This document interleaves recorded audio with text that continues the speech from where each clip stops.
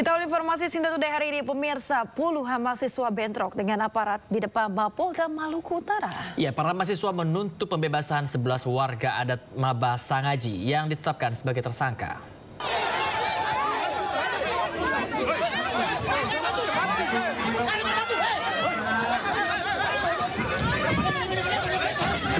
Kericuhan terjadi saat aparat kepolisian Polres Ternate, Maluku Utara berupaya menenangkan massa aksi yang akan beraksi menuju pintu masuk Mapolda Maluku Utara.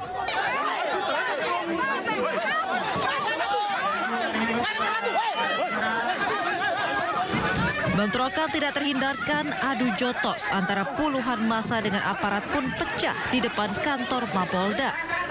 Bentrokan menyebabkan salah satu mahasiswa mengalami luka di bagian pelipis. Sudah. Massa aksi sendiri menuntut pembebasan 11 warga adat Mabasangaji yang ditetapkan tersangka oleh Polda Maluku Utara atas tuduhan premanisme di lokasi tambang PT Position Halmahera Timur yang telah menyerobot lahan adat sehingga warga menuntut ganti rugi lahan. Kehadiran kami di jilid ketiga Aliansi Masyarakat Mabasangaji itu mendesak 11 masyarakat adat Mabasangaji bebas tanpa syarat, itu poinnya. Dan kami ingin menyampaikan kepada pihak kepolisian bahwa tindakan represivitas kami akan mengecam keras soal tindakan represivitas kemudian dilakukan oleh terhadap masyarakat Aliansi Mabasangaji itu sendiri.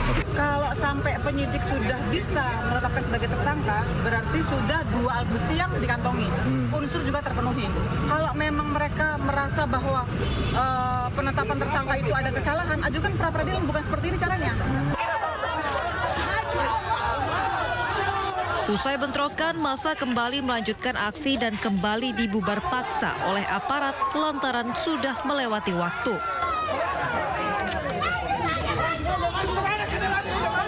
Dari Ternate, Maluku Utara, Ismail Sangaji, iNews melaporkan.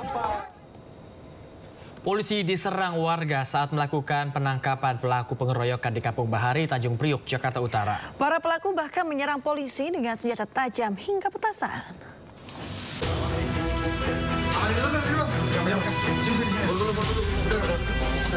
Satuan Reskrim Polres Jakarta Utara melakukan penangkapan pelaku pengeroyokan terhadap seorang pria di kawasan Kampung Narkoba, Kampung Bahari, Tanjung Priok.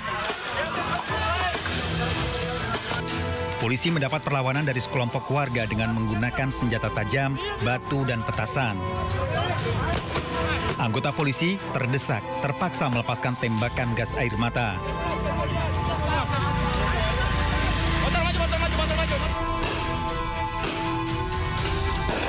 Polisi melakukan penggerebekan setelah seorang pria diserang sekelompok pria dan ternyata masih berada di lokasi.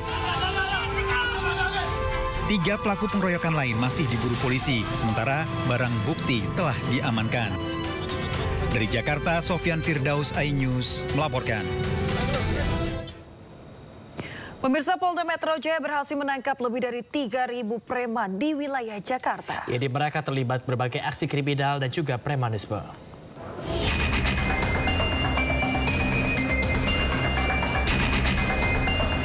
3.599 orang diamankan Polda Metro Jaya selama 15 hari operasi Brantas Jaya. Mereka diamankan lantaran terlibat berbagai aksi premanisme di wilayah Jakarta. Dari seluruh preman yang ditangkap, beberapa diantaranya dibina dan ratusan lainnya ditetapkan sebagai tersangka. Dalam operasi Brantas Jaya 2025, Polda Metro Jaya total menangani 251 kasus. Terkait aksi premanisme berkedok ormas, Polda Metro Jaya mengamankan 56 orang. Dari pelaksanaan operasi dapat kita targetkan beberapa pelaku-pelaku premanisme dalam berbagai bentuk yang sifatnya premanisme yang dilakukan secara perorangan, premanisme yang berkedok organisasi masyarakat, premanisme berkedok debt collector, dan geng motor yang mengakibatkan timbulnya tawuran. Polda Metro Jaya berkomitmen menindak seluruh aksi premanisme di wilayah hukum Polda Metro Jaya. dari Jakarta, Helmi Sajangbati, iNews melaporkan. Ketua DPC Ormas Grip Jaya Tangerang Selatan ikut diamankan petugas di Treskrimum Polda Metro Jaya saat pengosongan lahan milik BMKG di Pondok Betung di Tangerang Selatan. Bahkan polisi juga telah menetapkan Ketua DPC Grip Jaya sebagai tersangka.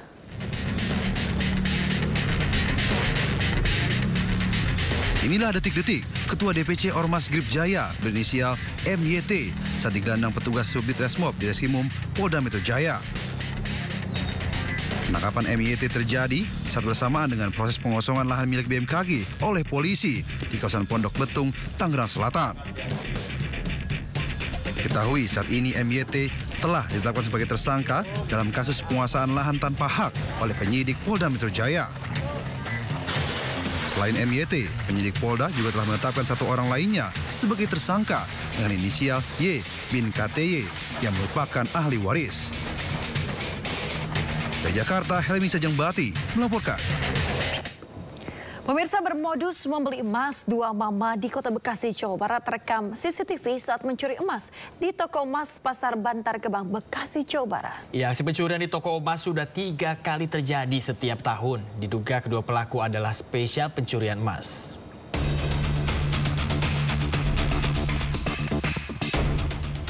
Dari rekaman CCTV, dua mak-mak tengah berada di toko emas Sumber Jaya di lantai 1 Pasar Bantar Gebang, Kota Bekasi, Jawa Barat. Bermodus memilih emas dengan mengelabui penjaga toko, berpura-pura mencoba sejumlah jenis perhiasan emas dan meminta dibuatkan surat. Alih-alih dibeli, emas yang dicoba tersebut justru raib dibawa kabur para pelaku. Seolah tak kapok bertindak kriminal. Dari keterangan pemilik toko, para pelaku sudah langganan mencuri emas di toko miliknya dengan waktu berbeda. Hingga 4 kali dengan kerugian rata-rata belasan juta rupiah. Mulai tahun 2020 dan yang terbaru Mei 2025. Tadi dijajal dipakai di tangan, minta keluarin lagi. Alasan tadi satu saya jadi beli, tolong dibikin surat. Habis itu anak bapak udah lupa yang di tangan dia, nanti saya jual dulu ke sebelah ya. Itu begitu pergi langsung sebelah, anak bapak masih nulis surat. Pemilik toko emas telah melapor ke pihak kepolisian Polsek Bantar Gebang dan meski sudah 4 kali dicuri, pemilik toko ragu melapor karena pelaku beraksi di tahun berbeda. Kini kasusnya ditangani Polsek Bantar Gebang. Dari Bekasi, Jawa Barat, Rahmat Hidayat, iNews melaporkan. Aduh, gak tega banget yang lihat tadi kayak itu katanya seumur adanya Yasmin. Iya, itu harus ini sih mendapatkan sanksi yang sesuai karena ini diduga melakukan malpraktik begitu ya. Iya, betul sekali ya, harus diproses secara hukum, semoga juga segera menemukan jalan keluar juga. Dan adiknya cepat pulih. Iya, cepat pulih, betul sekali. Dan pemirsa, selain itu juga ada viral di media sosial pesta pernikahan anak di Lombok Tengah, Nusa Tenggara Barat. Yang mana Wakil Menteri Pemberdayaan Perempuan dan Perlindungan Anak pemirsa menyayangkan hal tersebut karena batas minimal usia perkawinan menurut undang-undang adalah 19 tahun.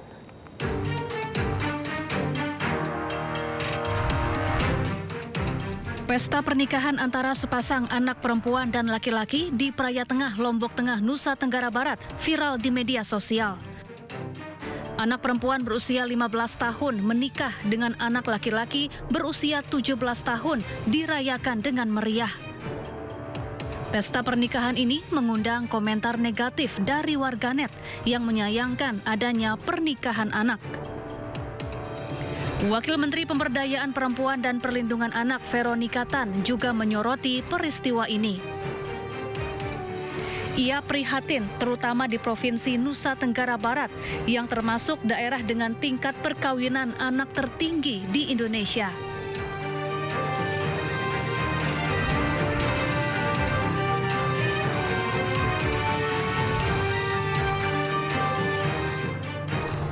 Apalagi berdasarkan Undang-Undang Nomor 16 Tahun 2019 tentang perkawinan, batas minimal usia pernikahan adalah 19 tahun, baik bagi pengantin perempuan maupun laki-laki.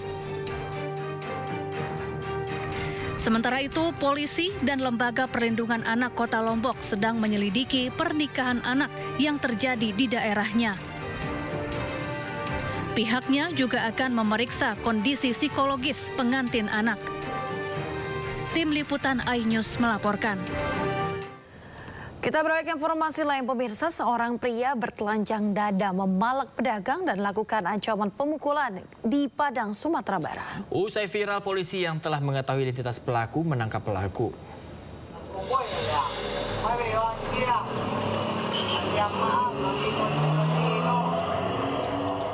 Seorang pria bertelanjang dada tampak memalak seorang pedagang cabai di Pasar Pagi Paraklaweh, Kota Padang.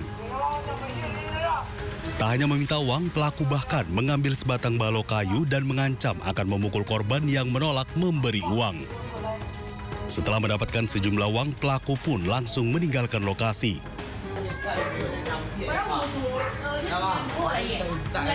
Kepolisian sektor Lubek yang telah mengetahui identitas pelaku langsung bergerak cepat menangkap pelaku. Namun saat petugas mendatangi rumah pelaku, aksi pelaku jauh berbeda dari gayanya saat memalak. Justru merengek dan menangis, memohon agar tidak dibawa ke kantor polisi.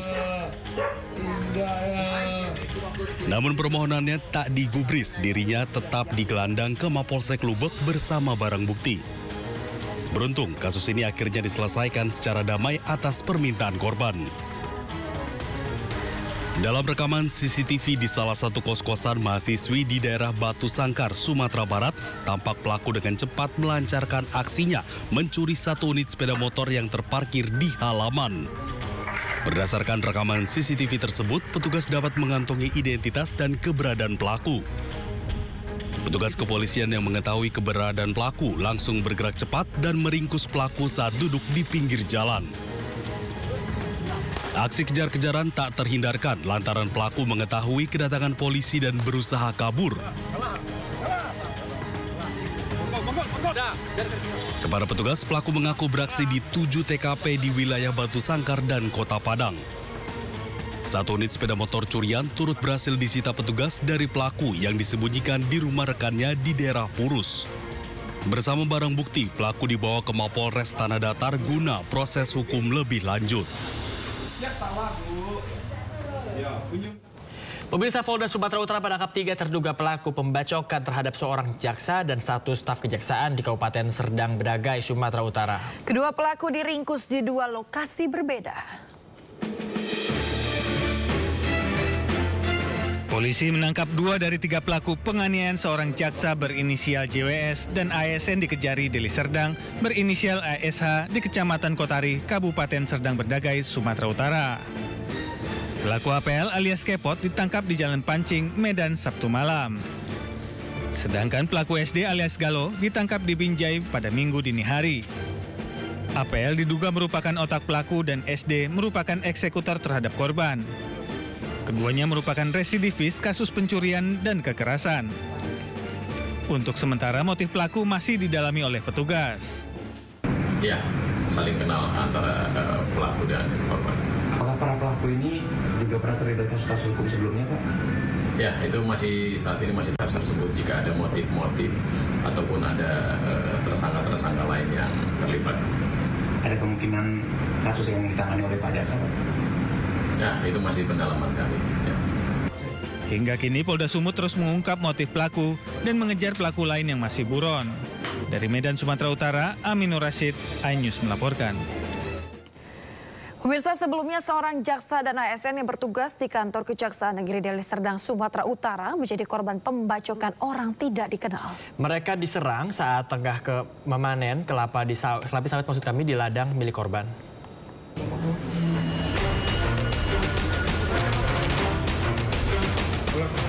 Seorang jaksa dan 1 staf pegawai yang bertugas di kantor Kejaksaan Negeri Deli Serdang, Sumatera Utara menjadi korban pembacokan orang tak dikenal. Keduanya dianiaya saat tengah menunggu hasil panen di ladang sawit miliknya di Kecamatan Kotari, Kabupaten Serdang Bedagai, Sumatera Utara. 2 pelaku datang ke lokasi ladang dengan mengendarai sepeda motor dan membawa tas pancing yang berisikan senjata tajam jenis parang. Salah seorang pelaku mendatangi korban jaksa yang sedang duduk di gubuk lalu menganiayanya. Sementara rekan jaksa yang ada di sekitar lokasi mencoba membantu namun mengalami luka bacok di lengan kiri. warga dan pekerja langsung membawa kedua korban ke Rumah Sakit Umum Daerah Amri Tambunan untuk mendapatkan perawatan. Vario, 2 naik ke atas. Bilang kawan itu, ada kawanku satu lagi. Bang, kenapa tangannya berdarah? Udah aman, kata dia. Rupanya nggak lama, dibawa teriak. Tak tolong. Bang Wewen dibacok, katanya gitu. Coba kejar itu, kejar ya kan. Gue bilang, kok aja ngejar, aku yang ke bawah nolong abang itu, gue bilang. Saat ini, petugas kepolisian dari Polda Sumatera Utara dan Polres Serdang Bedagai langsung memburu kedua pelaku. Dari Serdang Bedagai, Wahyu Rustandi, iNews melaporkan. Pemirsa, 3 tersangka kasus dugaan pemerasan dan perundungan dalam program pendidikan dokter spesialis atau PPDS menjalani sidang perdana kemarin di PN Semarang.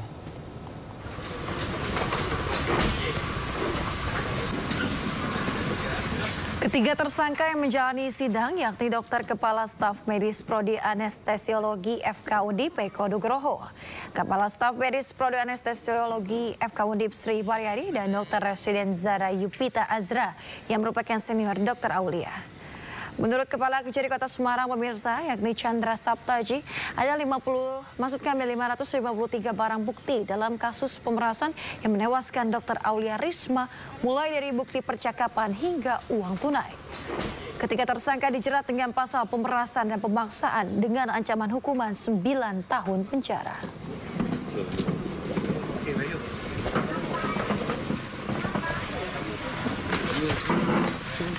Bagaimana? Pemirsa, kasus perundungan terhadap Dokter Residen Universitas Diponegoro Aulia Risma menyita perhatian publik. Ya, Dokter Aulia Risma ditemukan meninggal dunia di kamar kosnya pada 12 Agustus 2024 karena diduga tidak tahan dirundung dan diperas seniornya.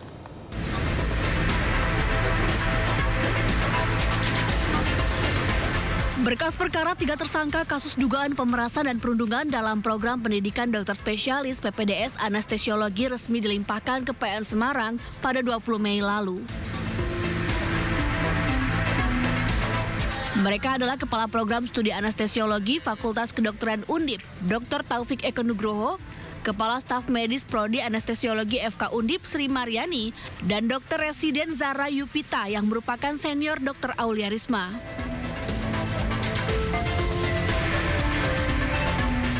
Kasus perundungan mencuat setelah meninggalnya Dr. Aulia Risma, peserta PPDS Anestesiologi, yang memicu penyelidikan internal dan eksternal terhadap dugaan praktik perundungan dan pemerasan dalam pendidikan profesi tersebut.